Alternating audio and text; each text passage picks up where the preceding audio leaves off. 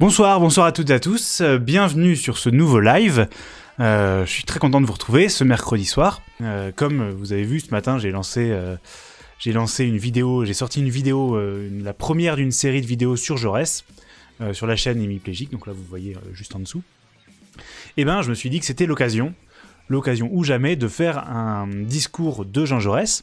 Alors l'objectif c'est pas spécialement d'en prendre un et puis de le décortiquer sous tous les angles, hein, c'est surtout en fait de redonner un peu de vie aux mots de Jaurès lors de ce discours. Jaurès, on en a déjà parlé, je l'ai déjà dit plusieurs fois je crois, mais je trouve ça terriblement triste, alors je le redis. En fait, donc Jaurès était un orateur incroyable, enfin, voilà, tout reconnu par tout le monde, de la gauche jusqu'à l'extrême droite. Tout le monde reconnaissait que c'était un orateur qu'il n'y avait pas d'autre comme lui. Et pourtant, il n'a jamais été enregistré.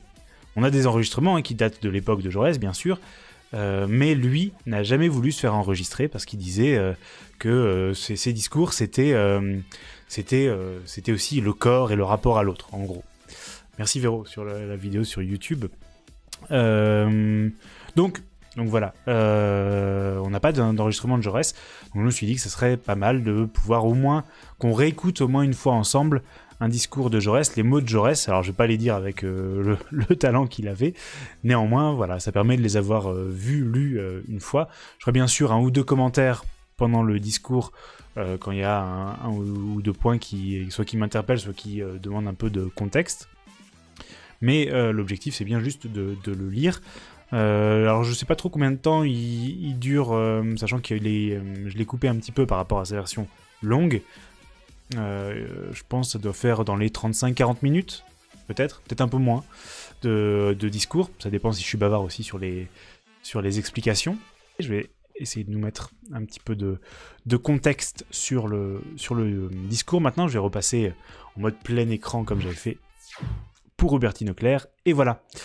Ça y est, j'espère que le son va pas se décaler trop, parce que j'ai l'impression que ce soir, mon ordinateur mouline un petit peu. Bon. Alors, ce discours, là, je regarde la personne que vous voyez.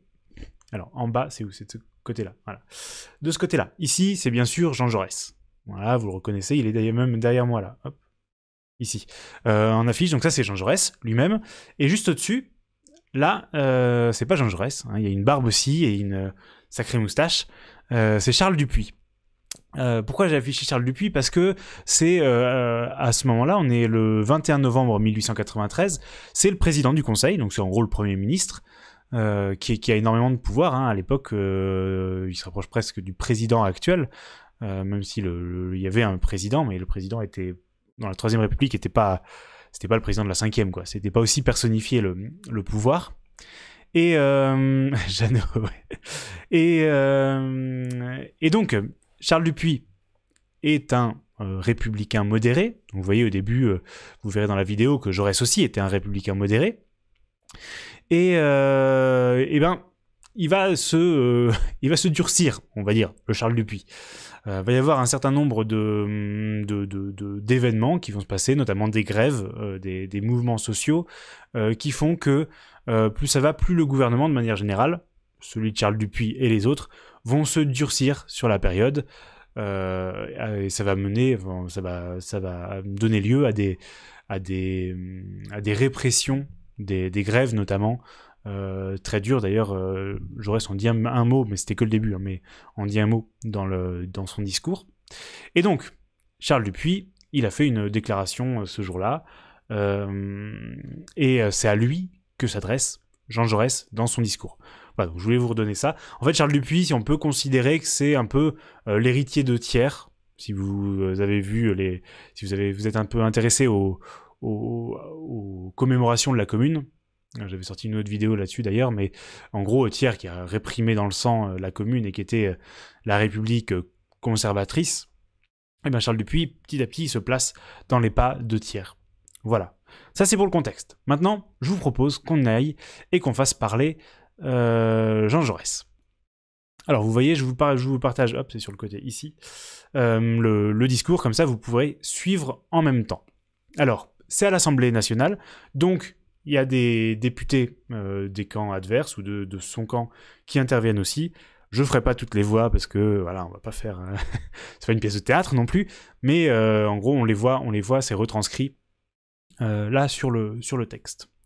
Voilà. Allez, c'est parti. La parole est à Monsieur Jaurès. Messieurs, pour nous, la déclaration ministérielle est parfaitement claire. C'est une déclaration de guerre au Parti socialiste. Je précise, je m'interromps tout de suite.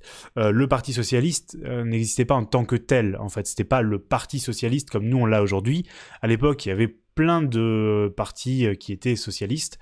Donc je pense que quand il dit ça, c'est plutôt le parti au sens large, pas au sens parti politique. Toutes les paroles, toutes les attitudes du gouvernement nous signifient la guerre. Je dirais presque que toutes ces pensées sont tournées contre nous, si peut-être la conscience de quelques-uns des hommes qui sont au pouvoir n'était traversée parfois par certains ressouvenirs. À cette époque-là, il va y avoir un certain nombre de personnes issues de la gauche, voire de l'extrême gauche, qui vont participer à des gouvernements, et c'est ça que dénonce Jean Jaurès ici, sachant que à l'avenir, il sera plutôt pour la participation des socialistes au gouvernement, mais plutôt aux gouvernements radicaux, que Jaurès le soutenait par rapport à des gens comme Gued, par exemple, qui était un peu son rival des socialistes à l'époque. Et le Parti socialiste, c'est 1905, oui, c'est un peu après. C'est avec la SFIO. Mais je suis sûr que ceux-là même, donc ceux qui ont rejoint le gouvernement après être passés par la gauche, nous détestent encore plus que nos ennemis de la veille, parce que nous leur sommes l'occasion incessante de douloureux retours sur eux-mêmes. Donc, c'est contre nous le combat avoué, déclaré, implacable, et en vérité, on nous fait le grand honneur de calculer par rapport à nous tout le mouvement politique. Aussi, je ne viens pas vous demander « Entendez-vous nous seconder ou nous combattre ?» La question est résolue depuis plusieurs mois. Je viens vous demander, monsieur le président du Conseil, au nom de quel principe, en vertu de quelle conception maîtresse, vous entendez combattre le mouvement socialiste. Car, pour les hommes politiques, j'entends pour ceux qui nous combattent, il y a deux façons de juger le mouvement socialiste qui se développe à l'heure actuelle. Ou bien vous le considérez comme un mouvement superficiel, factice, passager, qui a été créé par quelques excitations isolées, qui a été développé par l'anarchie générale et par la faiblesse du pouvoir, et qu'un peu de fermeté gouvernementale suffira à contenir ou même à supprimer, ou bien, au contraire, vous le considérez comme un mouvement dangereux, funeste, mais spontané et profond, qui sort de l'évolution même des choses et de l'histoire, et qui est la résultante de toutes les forces humaines en action. Alors là, je trouve que ces questions sur le socialisme, ça reste valable aujourd'hui, hein, sur dès qu'il y a un mouvement social, mais même par rapport à la gauche radicale, on va dire, on a tendance, notamment le centre et la droite, à considérer que c'est superficiel, que c'est passager, que c'est des excités, en gros. Il va dire des meneurs, Jaurès. Et c'est ça, ou alors on considère que c'est l'ordre des choses, et ça, à gauche, on imagine que, en fait, plutôt la gauche, c'est dans l'ordre des choses, et que ça va aboutir forcément à des progrès. Progrès sociaux, progrès démocratiques, etc. Je dis que, même alors, vous pouvez essayer de le combattre, si vous le jugez plus périlleux encore qu'irrésistible. Vous pouvez essayer de barrer la route à l'histoire. Donc même si on pense que c'est inévitable, l'avènement du socialisme, on peut quand même essayer de le combattre. C'est ce que dit Jaurès. Vous pouvez essayer d'arrêter la poussée des hommes et des choses. Vous pouvez vous dire qu'après tout, il vous sera glorieux d'avoir lutté, que nul n'a pu mesurer encore exactement la force de résistance de certaines volontés humaines, et qu'en tout cas, vous aurez peut-être retardé de quelques années l'avènement de la barbarie. Mais si je vous demande, de ces deux hypothèses, quelle est la vôtre ? C'est là non pas une vaine question de philosophie sociale, mais une question politique. Parce que, selon que vous aurez opté pour l'une ou pour l'autre, votre politique et celle de la majorité, que vous voulez entraîner avec vous, sera différente. Si le mouvement socialiste n'est qu'une effervescence passagère, si elle n'est que la fièvre momentanée d'un organisme d'ailleurs résistant et sain, il suffira pour le calmer d'un peu d'hygiène gouvernementale. On enverra au préfet de bonnes circulaires pour que tous les fonctionnaires, petits ou grands, donnent contre le socialisme. On demandera aux procureurs généraux des rapports confidentiels. Alors là, ils disent qu'il y a des rires. Il y a une ref, j'ai pas la ref. Je sais pas. Il devait y avoir, j'imagine, des rapports qui sont confidentiels, qui sont sortis à l'époque. Je sais pas exactement de quoi il parle. Bref, c'était une référence. On consignera les députés socialistes dans leur circonscription, et puisqu'il paraît qu'ils ne sortent plus maintenant qu'avec leurs écharpes, et comme le peuple, devenu fétichiste, a une sorte de piété pour les emblèmes parlementaires, il ne sera permis de les porter que dans les grandes cérémonies, dans les processions solennelles, où la confrérie parlementaire se déroulera tout entière, précédée par les chanoines ministériels. Là, visiblement, ce qu'il dit, c'est qu'à l'époque, on pouvait porter l'écharpe de député, de parlementaire, en tout temps. Aujourd'hui, c'est réservé justement à ces réunions, enfin, on va dire en tout cas à ces événements dans lesquels on représente officiellement son rôle. On n'a pas le droit les députés, normalement, n'ont pas le droit de la porter en sortant de chez eux pour aller acheter une baguette de pain. Voilà. Au besoin, de ci, de là, on administrera quelques coups de lance, on traduira en justice quelques syndicats, et alors, quand il aura été bien démontré au peuple qui, paraît-il, ne prend pas le socialisme au sérieux, qui joue simplement au socialisme, que c'est un jeu dangereux et une mode surannée, tout sera fini.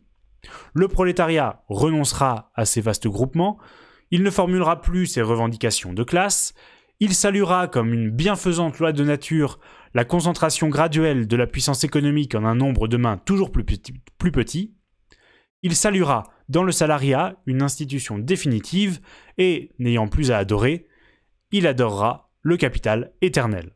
Je vais vous mettre des applaudissements quand même.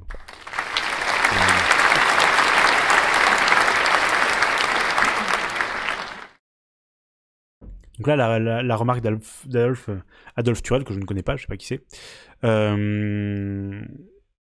c'est, ça souligne ce qu'on voit dans son discours. Il fait beaucoup de parallèles entre la religion et le socialisme.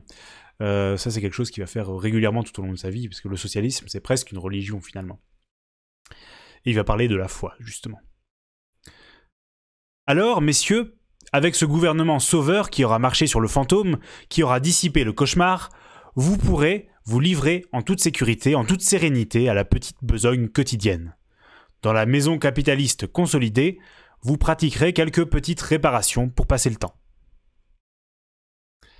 Pause bière sur les applaudissements. Non, là j'ai pas la bière aujourd'hui, j'ai pas pris la bière, je suis à l'eau, tristement.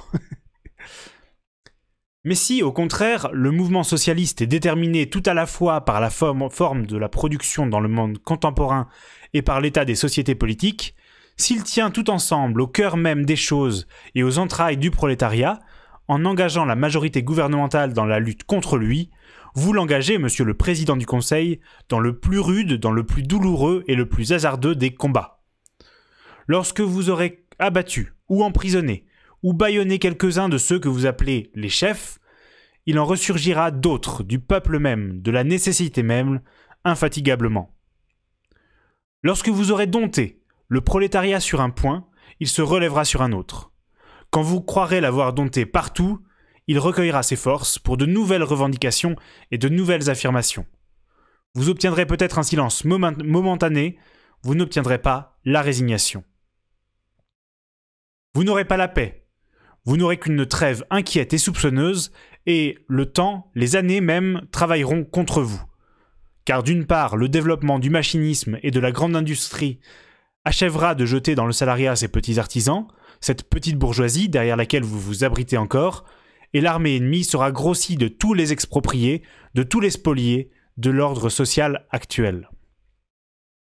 D'autre part, ayant perdu dans les agitations, dans les répressions systématiques, dans les luttes imprudentes, engagées contre un mouvement puissant, le meilleur de votre force, ayant perdu le meilleur de votre force, il ne vous restera plus ni temps, ni liberté d'esprit, ni énergie pour réaliser même ces réformes partielles qui ne sauveraient pas l'ordre social actuel, mais qui, en calmant quelques douleurs et en désarmant quelques colères, vous donneraient au moins un peu de répit. Si bien que la majorité républicaine se trouvera devant une crise tous les jours plus grave encore par le développement même des conditions de la production qui crée le socialisme, plus grave parce que votre esprit d'agression et de résistance aura accumulé les colères et les difficultés.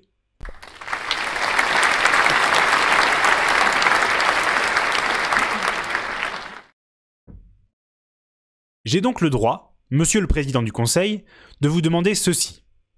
Je vous prie de dire nettement à la majorité que vous voulez grouper derrière vous si vous espérez avoir raison du mouvement socialiste avec les quelques lois de police que vous annoncez, si vous croyez en avoir raison en quelques escarmouches, ou si la majorité gouvernementale va être obligée de s'armer du bouclier et du glaive pour la plus longue et la plus rude des expéditions à l'intérieur. Ouais, fallait le lire sous Hollande, ce discours. C'est fou ce que c'est actuel. Ouais, c'est en fait ça que j'ai trouvé incroyable sur ce discours. C'est à quel point il fait écho à plein de choses qu'on vit actuellement ces dernières années, même là, à présent. Donc vous voyez, là, en fait, il fait un appel au gouvernement. L'enjeu derrière ce discours, et j'en ai pas parlé, l'enjeu, c'est qu'à l'époque, la majorité, c'était pas aussi clair qu'aujourd'hui. Aujourd'hui, il y a les partis. Et un parti, il y a En Marche. Si En Marche a dit, si Macron a dit oui, En Marche, il va voter oui, en gros. Et donc, il n'y a pas trop d'enjeux. À l'époque, c'était beaucoup moins clair. Donc, on pouvait avoir des majorités, il y en a eu pas mal d'ailleurs, qui basculent. Parce que sur tel ou tel point, des personnes, des députés, sont convaincus individuellement par l'orateur. Et Jaurès, notamment, ça lui arrive assez régulièrement, ça va lui arriver assez régulièrement tout au long de sa carrière. Et donc l'enjeu, c'est bien ça, c'est de convaincre des gens dans la majorité, pour justement qu'ils s'opposent au gouvernement. Ah, je le sais bien. On essaye, et tout à l'heure dans votre déclaration, vous avez essayé vous-même d'éluder le problème avec ce mot de meneur. On attaque en disant qu'en fait, le socialisme, c'est pas un truc du peuple, c'est juste quelques meneurs un peu excités. Je dis que vous aussi, après bien d'autres, vous avez essayé d'éluder le jugement d'ensemble qui doit être porté sur la situation actuelle en appelant les anathèmes de la majorité sur ceux que vous appelez les meneurs. Eh bien, permettez-moi de vous le dire, il y a là d'abord une lamentable contradiction. Car ces hommes que vous appelez les meneurs, s'ils se sont levés avant le peuple, s'ils se sont, je dirais presque, levés avant le jour, s'ils ont essayé d'organiser le prolétariat avant qu'il fût une force, s'ils ont annoncé une société nouvelle aux travailleurs encore résignés à la société présente, si, pendant longtemps, sans espérer aucune récompense prochaine, ils ont lutté, n'ayant avec eux qu'une poignée de militants, affrontant ainsi tout à la fois la colère des gouvernements et l'indifférence plus terrible encore des travailleurs, ils ne sont pas les ambitieux et les intrigants que vous dites. Ils ont été des hommes de croyance, des hommes de foi. Voilà, on le retrouve. Il faut lire à travers les lignes là, quand il parle d'essayer de convaincre les ouvriers malgré eux, les prolétaires malgré eux, les travailleurs malgré eux. C'est ce qu'a dû faire Jaurès à de nombreuses reprises, sachant que le marquis qui était contre lui sur sa circonscription arrosait grassement les travailleurs. Il était patron de la mine et il arrosait les travailleurs pour qu'ils votent pour lui. Donc voilà, Jaurès a dû passer beaucoup de temps à essayer de convaincre les travailleurs que le socialisme, c'était bon pour eux. Mais si, au contraire, vous prétendez qu'ils ont attendu pour l'exploiter que le mouvement se produisit, c'est donc qu'il s'était produit avant eux. C'est que ce ne sont pas les meneurs, c'est que c'est le peuple même qui les a menés.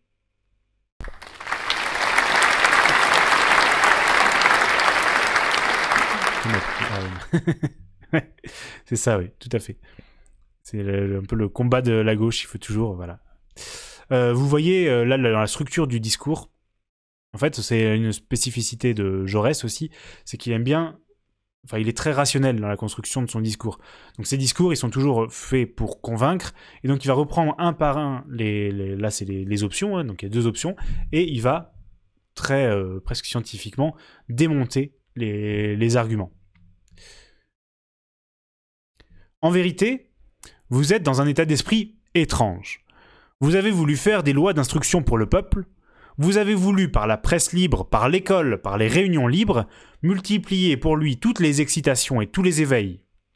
Vous ne supposiez pas, probablement, que dans le prolétariat, tous au même degré, fussent animés par ce mouvement d'émancipation intellectuelle que vous vouliez produire.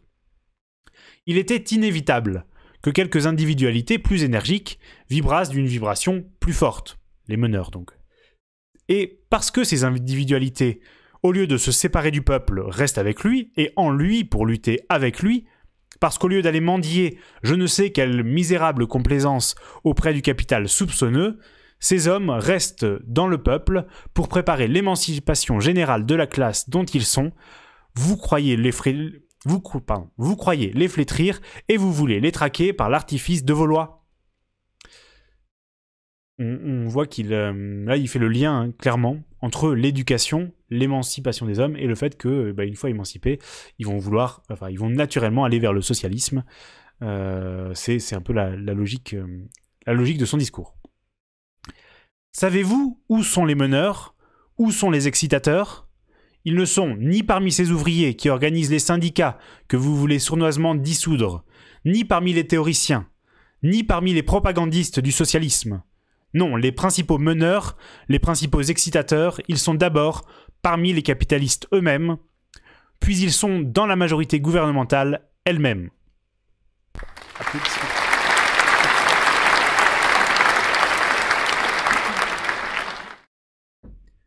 Ah messieurs, c'est un singulier aveuglement qui est le vôtre, d'attribuer à quelques hommes l'évolution universelle qui se produit.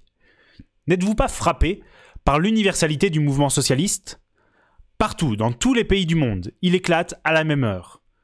Vous ne pouvez plus, depuis 10 ans, faire l'histoire de la Belgique, de l'Italie, de l'Allemagne, de l'Autriche, sans faire l'histoire du Parti socialiste. Il en est de même des États-Unis, de l'Australie, et même de cette Angleterre qui était, selon vous, le refuge de l'individualisme. Voilà que les trade unions entrent dans le mouvement socialiste. Voilà qu'elles renoncent à faire simplement une agitation professionnelle. Voilà qu'elles entrent dans l'action politique. Elles ne s'enferment plus dans leur île, elles prennent part à tous les congrès internationaux, elles ne veulent plus simplement constituer une aristocratie ouvrière, se créer dans l'ordre capitaliste des avantages particuliers, elles s'ouvrent à tous les métiers, aux plus misérables, à ceux qu'on appelait disqualifiés. C'est l'idée socialiste qui s'affirme dans ce pays prétendu individualiste. Alors là, sur l'individualisme, Jaurès était un fervent défenseur de la pensée des Lumières, du progressisme en quelque sorte, de l'humanisme, et donc pour lui l'individu c'était une valeur très importante, c'est-à-dire que contrairement à un certain nombre de socialistes qui ne pensaient qu'à des masses et ne pensaient pas aux individus qu'il y avait derrière, Jaurès il voulait l'émancipation des individus, et donc là il fait bien le distinguo entre les individus et l'individualisme. Qui est juste du chacun pour soi. Alors que l'émancipation de l'individu, ça passe forcément par le socialisme pour Jaurès, en tout cas par le collectif. Ce sont les formules mêmes du socialisme qui ont été récemment promulguées par le Congrès des Trade Unions de Belfast, et sous la pression de l'idée socialiste en Angleterre, on voit le gouvernement libéral obligé de proposer des lois sociales. On le voit intervenir dans les conflits entre le capital et le travail, non pas, comme les ministres de la République française, pour écraser les travailleurs, mais pour amener une trêve honorable qui calme au moins momentanément la fermentation des haines. Et il reprend ce qu'il disait au début, à savoir que les mouvements, soit on essaye de les calmer avec des mesurettes, en tout cas, soit on essaye de les réprimer, et en France, clairement, à multiples reprises, le gouvernement va essayer de les calmer dans le sang. Et ça sera vrai en particulier de Clémenceau un petit peu plus tard dans l'histoire. Et c'est devant ce mouvement universel qui entraîne à la fois les peuples les plus divers, quel que soit le climat, le régime politique et la race, que vous venez parler de quelques excitations isolées. Mais vous faites trop d'honneur, monsieur le président du Conseil, à ceux que vous accusez. Vous donnez trop de puissance à ceux que vous appelez les meneurs. Il ne dépend pas d'eux de déchaîner un mouvement aussi vaste, et il ne suffit pas du souffle débile de quelques bouches humaines pour soulever cette houle du prolétariat universel.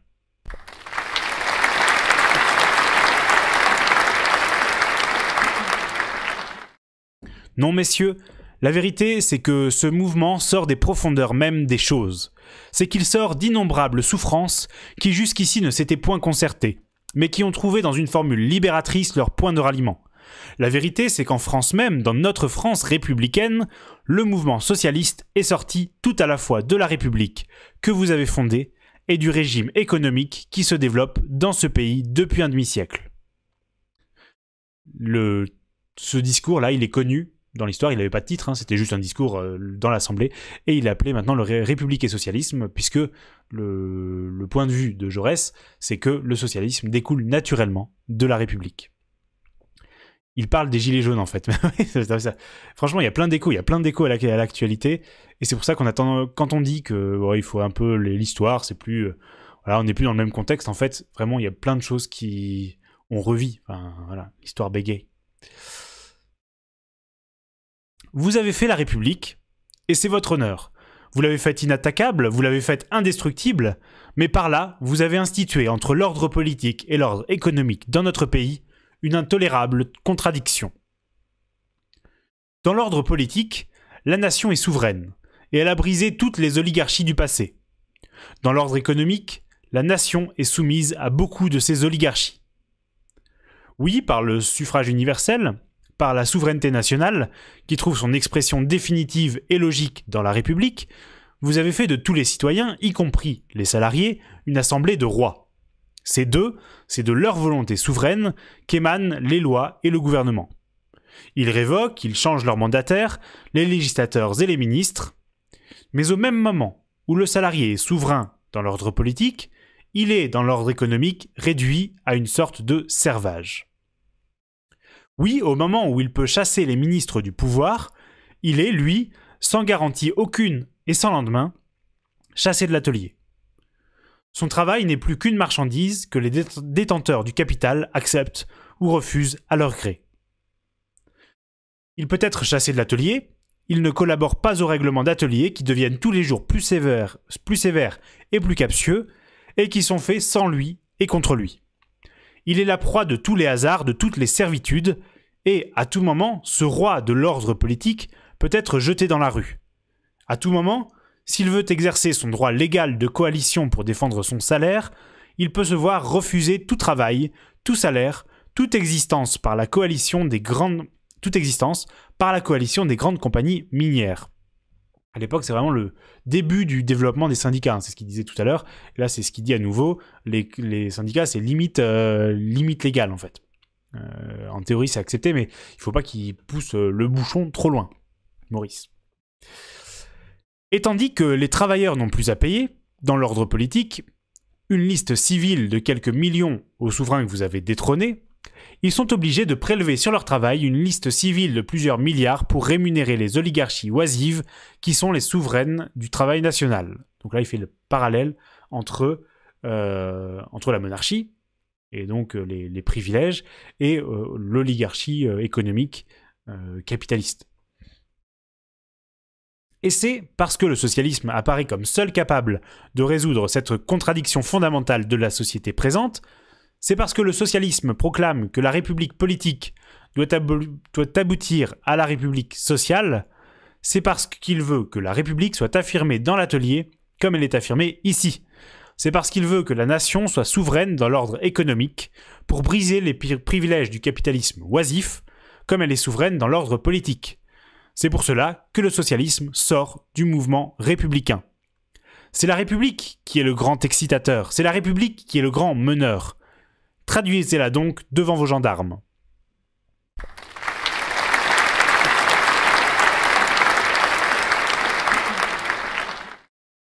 Vous voyez là son raisonnement il est très clair. Hein.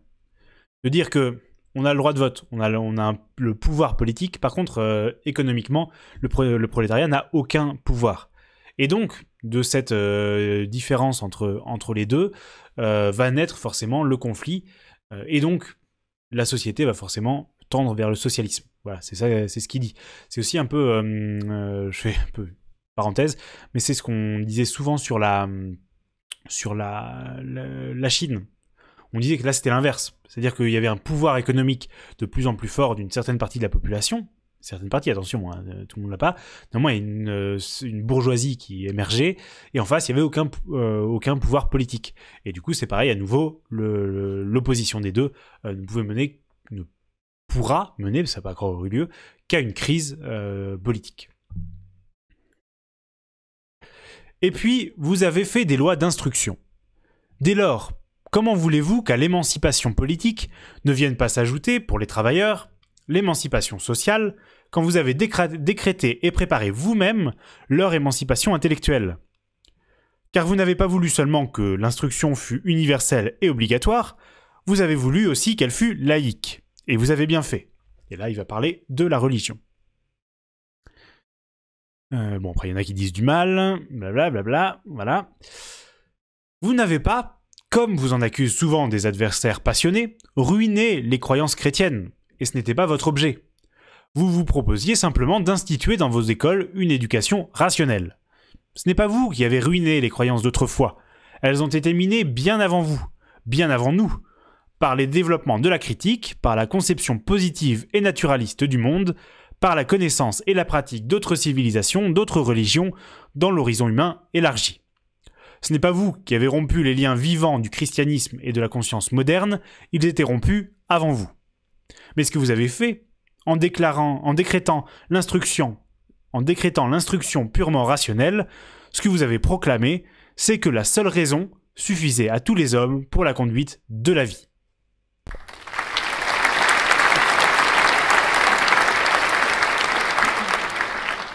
On va voir qu'à plusieurs reprises, il va être applaudi à la fois par l'extrême gauche et l'extrême droite.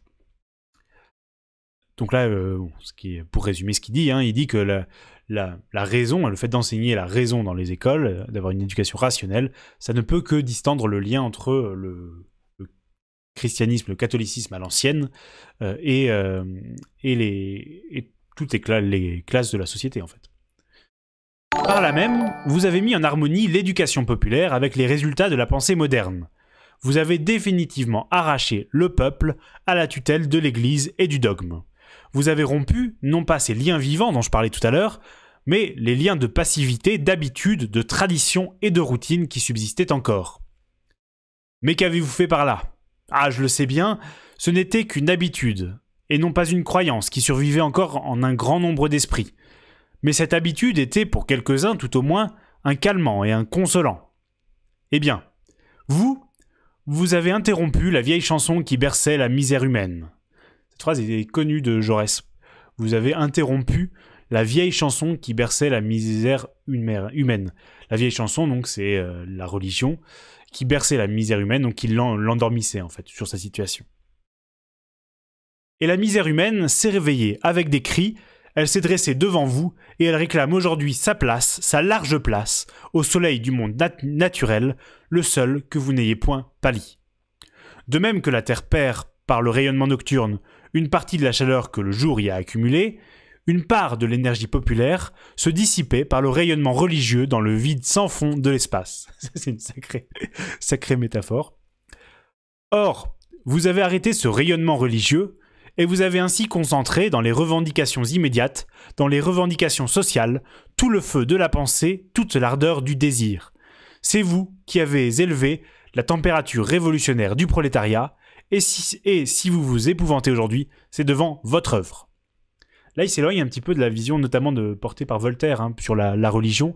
Voltaire, lui, disait que il fallait la religion, peut-être que quand même pour le peuple, c'était quand même pas trop mal. Et de manière générale, la Révolution française, ça a été plutôt ce qui était dit. C'est-à-dire que la religion, c'était un guide pour le peuple, pour éviter qu'il fasse n'importe quoi. Là, Jaurès dit, non, la religion, c'est pour endormir le peuple. Et sans la religion, le peuple, il commence à réfléchir et il se révolte. En tout cas, il devient socialiste. Et de même, quand vous avez fondé les syndicats ouvriers, qu'avez-vous prétendu faire ? L'autre jour, un homme politique considérable, qui rappelait qu'il a été lui-même collaborateur de Gambetta et de Ferry, dont Jaurès était fan quand il était jeune, et qui viendra dire peut-être à cette tribune s'il a trouvé en effet dans votre déclaration cet écho de sa propre parole, qu'il s'attendait à y percevoir, disait que les syndicats ouvriers avaient été détournés de leur véritable destination. Oui, clairement, c'est en écho à Marx, ça fait écho à Marx et à l'opium du peuple, cette question de la religion. Qu'est-ce que ça signifie pour un esprit aussi positif et aussi clair que le sien ? Est-ce que vous vous imaginiez, lorsque vous avez fait la loi sur les syndicats ouvriers, qu'il serait simplement, ou une société de secours mutuel, ou je ne sais quelle ébauche de société coopérative de consommation ? Non, toutes ces institutions d'assistance et autres existaient à côté et en dehors des syndicats ouvriers avant eux. En instituant les syndicats ouvriers, vous ne pouviez faire qu'une chose, donner aux travailleurs, dispersés jusque-là, le sentiment d'une force plus grande par leur réunion et par leur cohésion. Et lorsqu'ils auraient des revendications à produire, soit sur la durée de travail, soit sur les salaires, et qu'ils s'adresseraient au patronat, et que le patronat ne les écouterait pas, donner plus de cohésion et d'ensemble au mouvement de coalition par lequel les travailleurs pouvaient espérer la victoire. Si vous n'avez pas voulu ça, je sais pas ce que vous avez voulu. En gros. Donc, bah oui, ils se plaignent qu'il y a des mouvements sociaux, mais à partir du moment où on autorise les syndicats, ça ne peut aboutir qu'à la mutualisation des luttes individuelles et donc à ces soulèvements. C'est aussi pour ça, sans doute, que Margaret Thatcher a mis tellement de poids en Angleterre à détruire les syndicats, les trade unions, dont il parlait tout à l'heure, Jaurès. Félix Faure se défend, Félix Faure qui était à l'époque, qui n'était pas président. Et maintenant, le président, c'était Sadi Carnot. Je ne vous l'ai pas dit tout à l'heure, mais le président, c'était Sadi Carnot, qui était vraiment droite, c'est pareil, qui était vraiment dans la lignée de Thiers, et qui va mourir pas longtemps après, quelques semaines, quelques mois après, assassiné.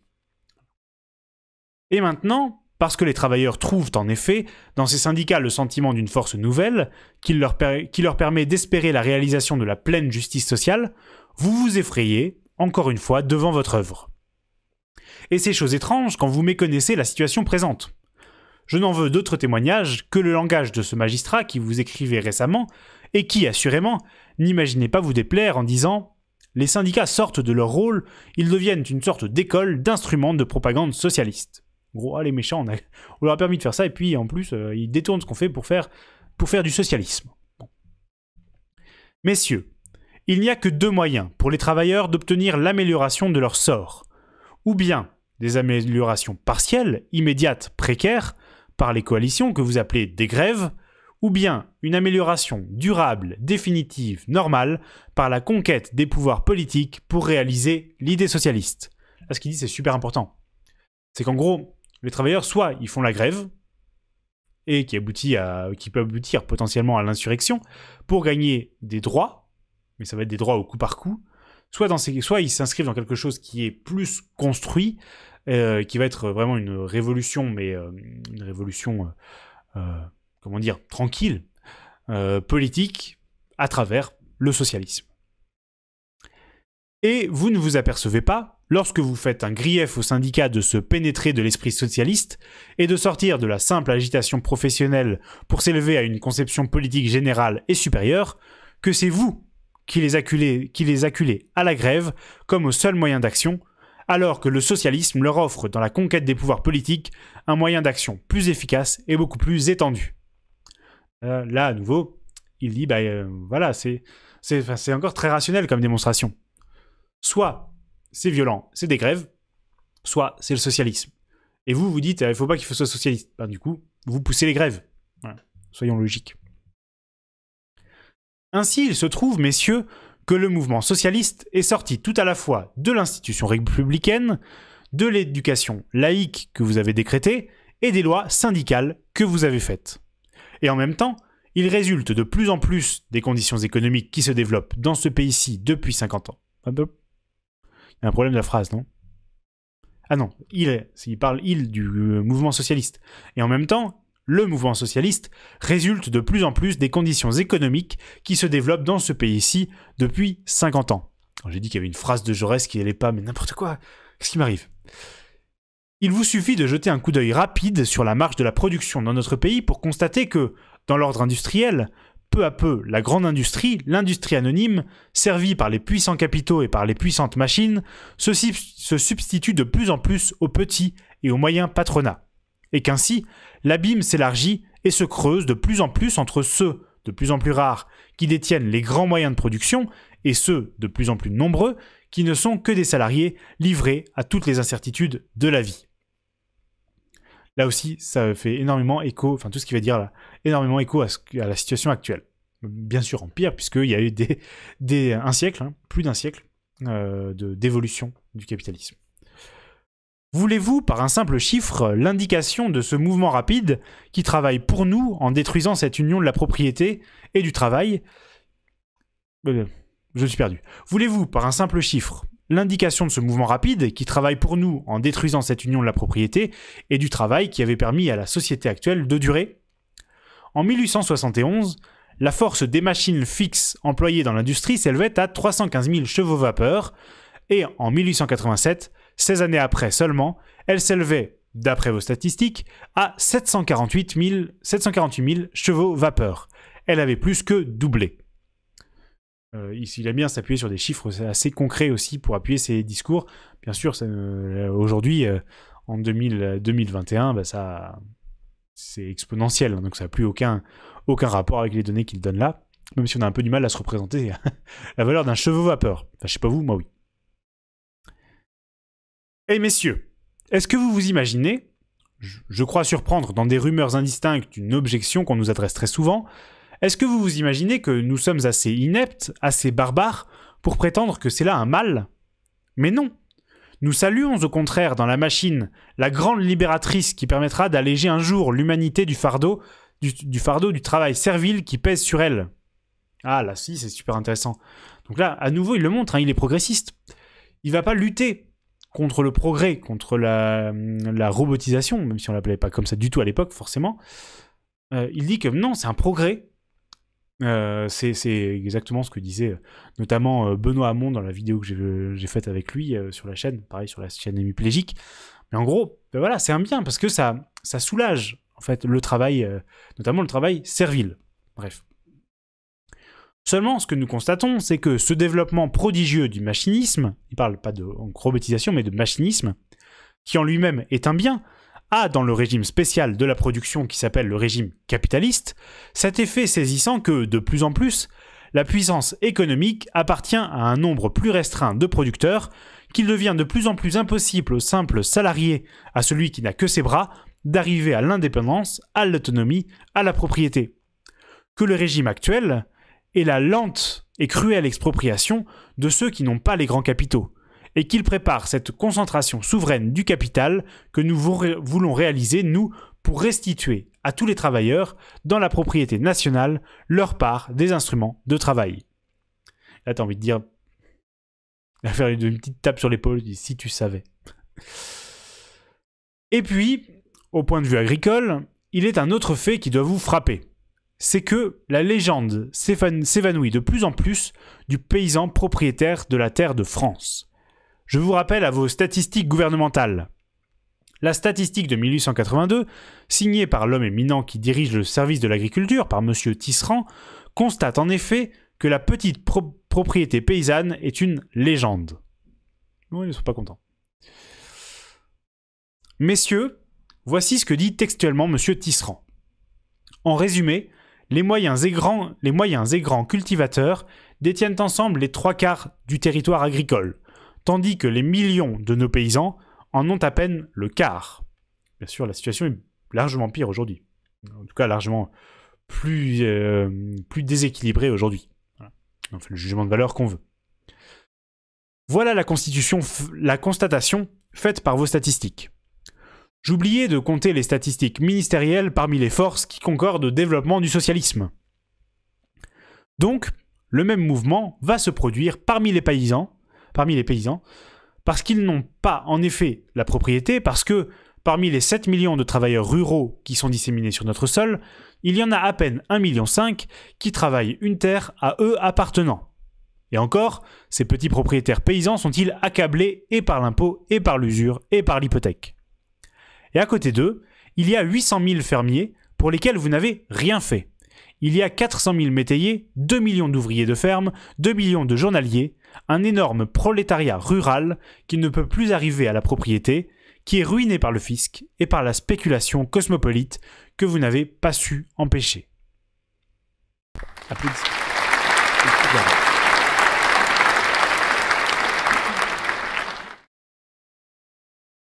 En sorte que, bien loin que vous puissiez trouver dans la démocratie rurale un point d'appui contre la démocratie ouvrière, nous Nous irons puiser dans cet immense réservoir des souffrances paysannes, de quoi compléter la force ouvrière en vue de la conquête du pouvoir politique et de l'expropriation économique et politique de la haute bourgeoisie capitaliste qui exploite le paysan comme l'ouvrier.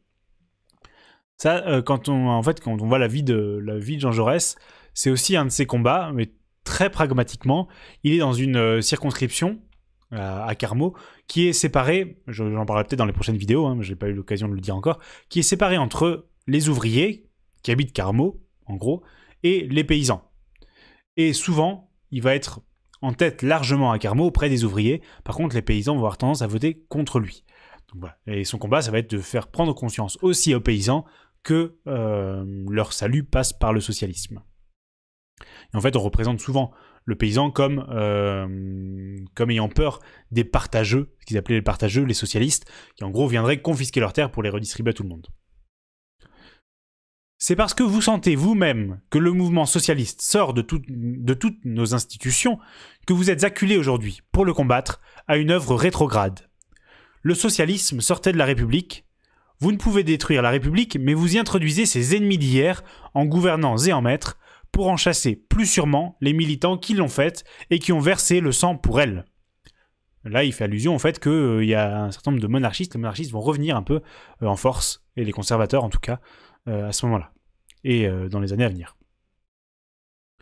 Vous ne pouvez pas détruire ouvertement, officiellement, votre œuvre de laïcité, mais vous mettez votre République sous le patronat de la papauté. Oui, c'est la politique de Léon XIII qui vous dirige. C'est au Vatican que vous prenez, ou que votre politique prend, son mot d'ordre.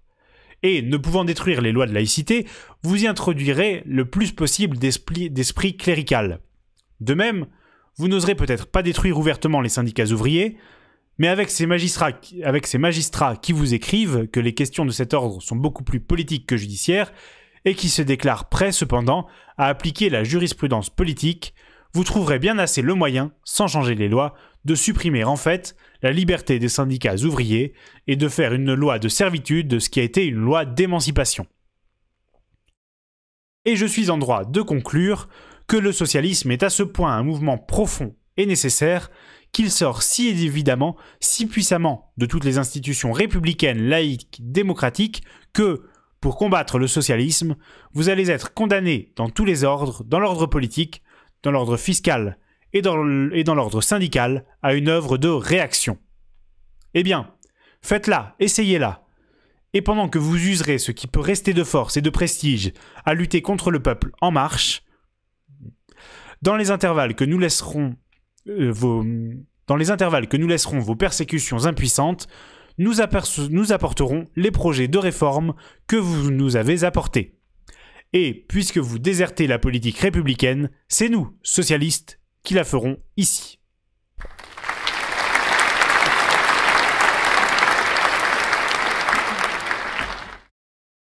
Je dépose, comme sanction de cette interpellation, l'ordre du jour suivant. La Chambre, convaincue que nul gouvernement ne peut La Chambre, convaincue que nul gouvernement ne peut combattre le socialisme sans déserter les principes républicains, et condamnant énergiquement la politique rétrograde et provocatrice du ministère, passe à l'ordre du jour. Et là, beaucoup.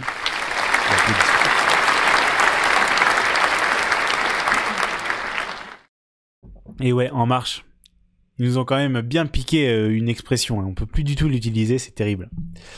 Voilà, donc ça c'était le discours de Jean Jaurès, en ce mois de novembre, c'est ça, oui, de 21 novembre 1893. Il faut savoir que tout ça, il le fait sans notes. Hein. Il n'a pas son discours écrit. Bien sûr, il répète un peu avant, mais en fait, il va improviser son discours. C'est quand même assez exceptionnel parce que sa démonstration est super cadrée, comme je le disais tout à l'heure. Ce discours, il ne va pas rester sans conséquences. Il va avoir comme principal effet, même s'il ne sera pas tout seul bien sûr, mais comme principal effet, à faire tomber le gouvernement de Charles Dupuy, notamment par le jeu des majorités dont je vous parlais tout à l'heure. Donc voilà, c'est comme ça qu'agit Jaurès. Il prend la parole à la cour, à la Chambre, donc à l'Assemblée, devant les députés, il fait son discours, il fait sa démonstration, et à la fin, il y a un certain nombre de députés qui sont souvent conquis par ce qu'ils disent et qui votent dans son sens. C'est sûr que c'est improvisé, bah, c'est globalement, bah, il le prépare, hein, il ne se base pas sur rien, mais il arrive sans notes. Il n'a pas son discours, voilà. Il n'a pas non plus le temps de les apprendre par cœur. Hein. Il les apprend par cœur, puis il les récite. Donc il connaît son plan, il sait où il va, il connaît les éléments qu'il va donner, il connaît les chiffres, il a appris les chiffres par cœur, mais il fait son discours comme ça, devant la chambre, et souvent il y met aussi tout son corps. Donc tout son cœur, bien sûr, mais tout son corps.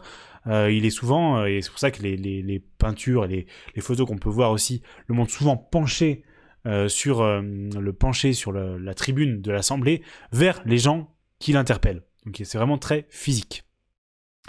Et donc, oui, les orateurs apprenaient leur discours par cœur, ça peut arriver, effectivement, mais en l'occurrence, là, il passait pas son temps à les apprendre par cœur. Il avait un talent assez incroyable. D'ailleurs, au-delà de ses discours, son talent, c'était aussi... J'en parle dans la vidéo de ce que j'ai publié ce matin. Donc, il rédigeait des articles pour des journaux, notamment après pour l'Humanité, mais même avant pour un certain nombre de journaux. Et il dictait ses articles comme ça. En fait, il était capable de dicter des articles directement, sans les avoir préparés ni appris par cœur. Il les sortait comme ça, d'une traite. Voilà. Donc, il avait quand même un peu de talent. Ouais, tout à fait. Voilà, donc je trouvais ça intéressant de reprendre ce discours. J'espère que ça vous a plu. On y a passé quand même un certain temps, hein, mais voilà, vous voyez qu'il y a un écho. Et la gauche, je reste convaincu que la gauche aujourd'hui, les militants, les responsables de gauche, devraient se replonger un petit peu dans tous ces grands discours, dans toutes ces choses-là, sans les calquer, voilà, juste... les appliquer bêtement et puis y pomper réellement des idées. Néanmoins, ça nous rappelle énormément de choses, quoi. Enfin, voilà, ça fait énormément d'écho au monde actuel. Voilà, je vais repasser dans ma petite boîte. Elle est où? Elle est là. Ah, j'avais pas vu que pendant le discours, il y avait Éric Zemmour, le vrai, qui avait suivi la chaîne. Merci Éric Zemmour, le vrai. Je suis pas sûr que ce soit un discours qui lui parle. J'en profite du coup pour vous dire que vous pouvez vous inscrire, vous abonner à la chaîne et vous inscrire sur Twitch si c'est pas déjà fait. Voilà, merci beaucoup d'avoir été là et bonne soirée. À bientôt. Ciao ciao.